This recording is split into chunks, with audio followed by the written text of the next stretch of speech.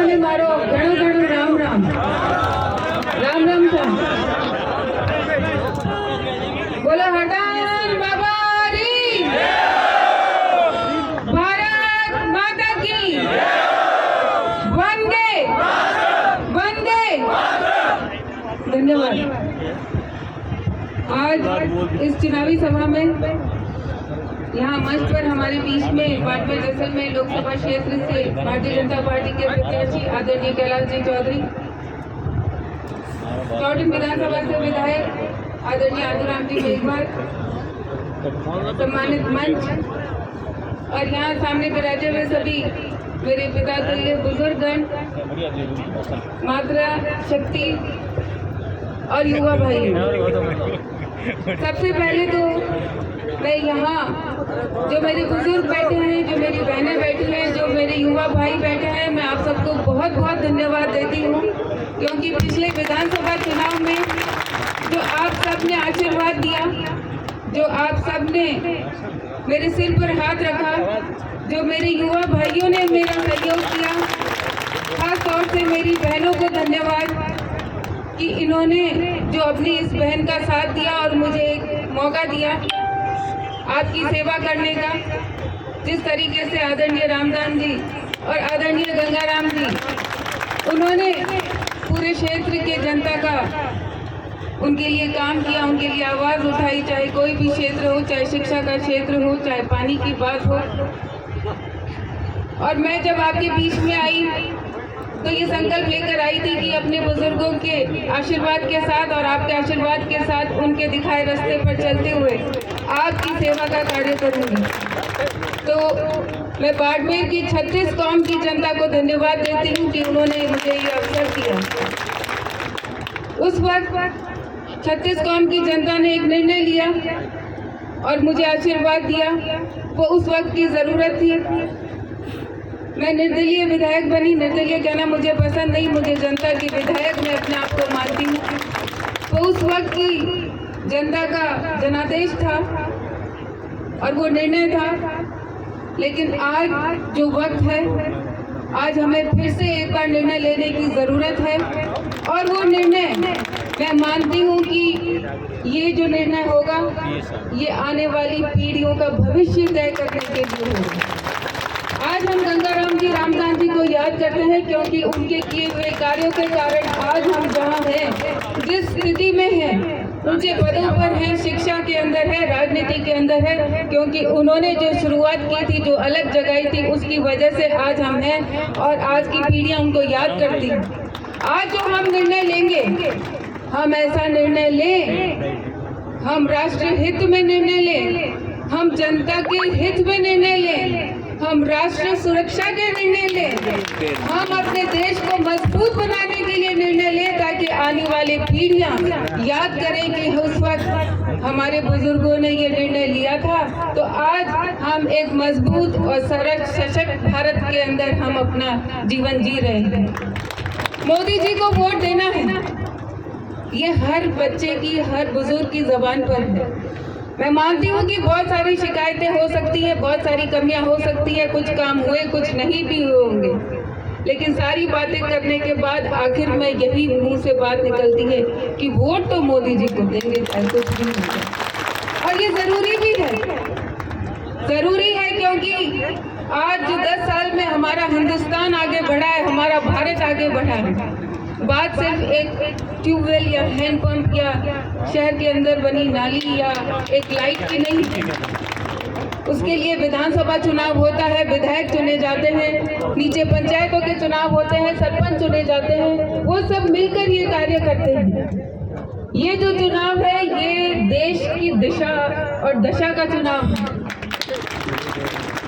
आज पिछले 10 सालों में हमने देखा कि हमारा हिंदुस्तान कितना मजबूत हुआ। हम सोशल मीडिया पे देखते हैं कि कैसे मोदी जी जब बाहर जाते हैं तो बाकी दूसरे देशों के नेता उनका आदर करते हैं। आप राजी हुआ को नहीं हुआ, घना ही राजी हुआ, नहीं तो पहले कई हालत ही हैंगा नहीं था।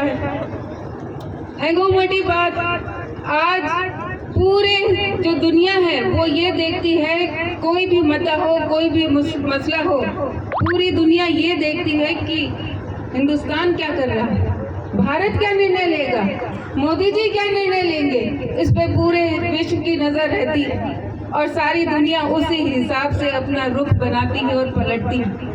आज हिंदुस्तान की जो मजबूत स्थिति है उसके पीछे बहुत बड़ा कारण है मोदी जी, जिनमें निर्णय लेने की क्षमता है, जिनमें काम करने की नीयत है, जिनमें नीति बनाने की क्षमता है, जिनमें एक विजन है, एक सोच है कि मेरा हिंदुस्तान कैसा होना चाहिए। तो हम सबकी ये दायित्व बनता है, कर्तव्य बनता है। मैं भारतीय जनता पार्टी को समर्थन दिया क्योंकि ये मेरा कर्तव्य था, क्योंकि मेरे स्वाभिमान से ज्यादा मुझे देश का सम्मान प्यारा है और इसीलिए मैंने भारतीय जनता पार्टी को समर्थन दिया। जब हम राम मंदिर की बात करते हैं तो ये पीढ़ियों का संघर्ष था और हमारी आस्था का एक बहुत बड़ा मंदिर बना। लेकिन कुछ लोग कहते हैं कि राम तो हमारे भी है, राम मंदिर बनाया तो क्या हुआ। राम मंदिर केवल एक मंदिर नहीं है, ये हमारी आस्था का केंद्र है जो इतने सालों की मेहनत के बाद, कई लोगों के त्याग के बाद बना और इससे भारत की पहचान, भारत के राम की पहचान विदेशों के अंदर हुई। साथ ही साथ एक मंदिर ही नहीं बनता है, कहीं पर भी कोई निर्माण होता है, चाहे सड़कें बने, चाहे हाईवे बने, चाहे मंदिर बने, कोई भी चीज बने तो उसके आसपास युवाओं के रोजगार की व्यवस्था होती है। मैं राम मंदिर गई थी, आदरणीय मुख्यमंत्री भजन लाल जी को धन्यवाद देती हूँ कि उन्होंने राम मंदिर ले जाकर दर्शन करने का। वहाँ आने वाले समय में आप देखेंगे कि युवाओं को कितना रोजगार मिलने वाला है, क्योंकि एक बहुत बड़ा पर्यटन स्थल, वो हमारी धार्मिक आस्था का तो केंद्र है ही, लेकिन आने वाले समय में वहाँ देश विदेश से लोग आएंगे। जब देश विदेश से लोग आएंगे तो वहाँ तरह तरह का व्यापार की संभावनाएं बढ़ती हैं। वहाँ हमारे युवा जो है वो दुकान खोलेंगे, हमारे युवा तरह तरह के पर्यटन के अंदर अपनी सहभागिता निभाएंगे। तो राम मंदिर केवल एक राम जी का मंदिर नहीं है, वो हम सभी के लिए न सिर्फ धर्म की दिशा में हमें निर्देशित करता है, बल्कि हमारे कर्म में भी हमारी मदद करता है। केवल इतना ही है। सबसे बड़ी बात, कोरोना जैसा समय था, विकास भी होते हैं, सारे मुद्दे भी होते हैं, लेकिन कोरोना जैसे समय था जिसमें एक भाई दूसरे भाई के घर नहीं जाता था। कितनी बड़ी परेशानी थी, लगता था दुनिया खत्म हो जाएगी, लेकिन उस वक्त भी आदरणीय प्रधानमंत्री नरेंद्र मोदी जी के नेतृत्व में 2 वैक्सीन बने और केवल बने ही नहीं, केवल हिंदुस्तान में ऐसा देश था जिसके अंदर फ्री वैक्सीन लगाए गए और वो वैक्सीन विदेशों के अंदर भेजे गए, लोगों को मदद करने के लिए दी गई। ऐसा कभी सोचा था नहीं, तो हम तो हमेशा दूसरे देशों से भीख का कटोरा लेकर वैक्सीन मांगते थे कि हमारे लोगों का इलाज हो जाए तो हमें वैक्सीन दे दो। आज हमारे हिंदुस्तान की सेना कितनी मजबूत है, मजबूत तो पहले भी थी, लेकिन उनका हौसला किसने बढ़ाया? आदरणीय प्रधानमंत्री नरेंद्र मोदी जी ने बढ़ाया। किसी की हिम्मत नहीं कि हमारे हिंदुस्तान की तरफ देख सके, किसी की हिम्मत नहीं कि हमारी सरहद में घुस सके, और हमें गर्व होता है कि हम हिंदुस्तानी हैं, चाहे अपने घर में बैठे, चाहे कहीं पर भी जाएं। मैं आप सबसे यही आग्रह करती हूँ कि ये वक्त हम सबके लिए निर्णय लेने का है कि हमें किसके साथ रहना है, कहाँ खड़ा रहना है।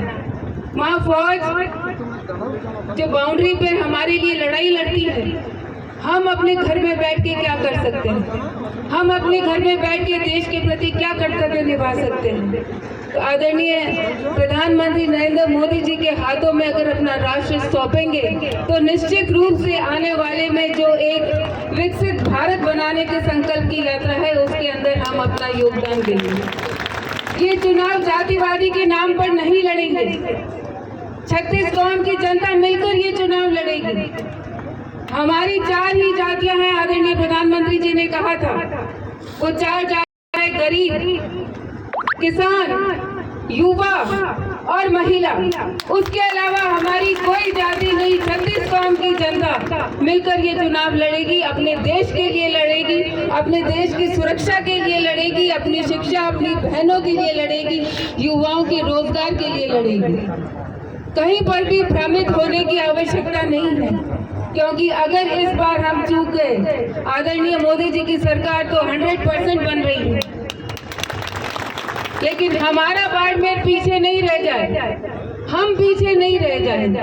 डबल इंजन की सरकार है, लेकिन हम डबल इंजन की सरकार में एक डिब्बा हमारा होना बहुत जरूरी है, ताकि हमारे क्षेत्र का विकास हो सके। मैंने जो भी निर्णय लिया वो जनता के काम के लिए लिया, जनता के विकास के लिए लिया, और मुझे आशा है कि आप सबका आशीर्वाद मुझे जैसे पहले मिला था वैसे आगे भी मिलेगा। आदरणीय गंगाराम जी और रामदास जी के आदर्शों पर चलते हुए जो सेवा करने का प्रण लिया था वो तभी पूरा हो सकता है जब हम अपनी सहभागिता सरकार में निभाएं। और मैं आपसे यही आग्रह करती हूँ, हम सब मिलकर निर्णय लें। मेरी बहनों को कहूँगी कि आपका बहुत बड़ा योगदान है।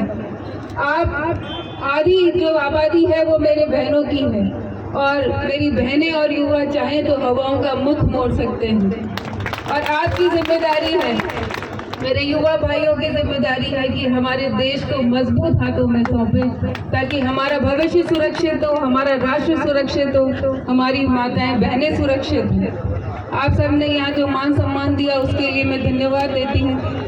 मैं बाड़मेर विधानसभा से हूँ, लेकिन आपको विश्वास दिलाती हूँ कि जब भी कोई आपका काम होगा, मैं आदरणीय विधायक जी से कहूँगी कि जनता ने आपको चुना है, और मुझे पूरा भरोसा है कि आप जनता की आशाओं पे, इनके काम पे खरा उतरेंगे। और आदरणीय कैलाश जी यहाँ पर हैं, मैं आपसे यही आग्रह करती हूँ कि अपना वोट आदरणीय कैलाश जी को देकर इनको विजयी बनाएं, ताकि केंद्र सरकार से जो भी योजनाएं, मैं मानती हूँ कि कुछ काम हुए कुछ नहीं हुए, लेकिन वो शिकायतें बाद में करेंगे, अभी वो समय नहीं है। अभी समय है एक होकर हम राष्ट्र के हाथ मजबूत करें। कमल का फूल इन दौरों में खिलना चाहिए। आपसे यही आग्रह करती हूँ।